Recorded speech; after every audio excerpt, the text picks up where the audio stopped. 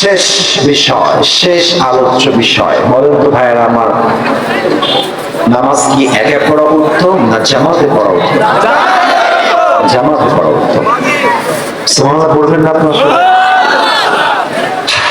আল্লাহ হাবিব সাল্লাল্লাহু আলাইহি ওয়াসাল্লাম যেই দিন ইন্তেকাল করবেন তার আগের দিন আল্লাহর হাবিব সাহাবায়ে কেরামদেরকে নিয়ে বসে আছেন, আবু বকর রাদিয়াল্লাহু তাআলা আনহু বসে আছেন।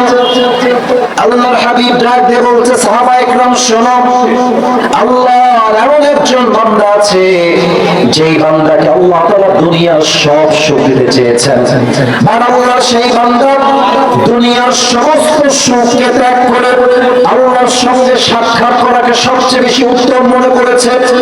সাহাবায়ে কেরাম কথার অর্থ কেউ বোঝে নাই।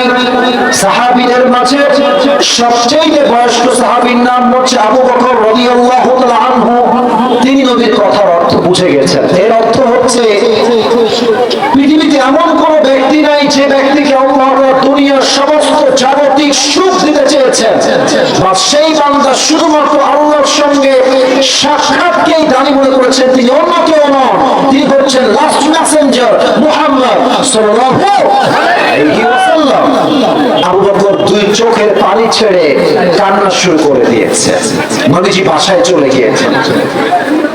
নবীজির গায়ে প্রচন্ড জ্বরে নবীজি আক্রান্ত হয়ে গেছে।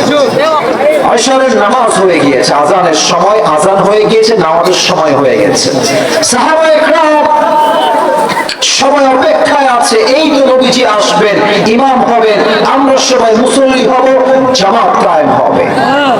8টা বেজে যায়, 9টা বেজে যায়, সময়ের পরে সময় চলে যায়, নবীজি কেউ আসছেন না, নবীজি আসছেন না। এবার সাহাবায়ে কেরাম ডাক দিয়ে বলছে, নবীজি হয়তো আসবেন না, আবু বকর আপনি ইমাম হয়ে যান, আপনি নামাজের মুসল্লায় দাঁড়িয়ে যান। এবার যখন আবু বকর রাদিয়াল্লাহু তাআলা আনহু ইমাম হলেন, আল্লাহু আকবার দিয়ে ইশার নামাজ শুরু করলেন।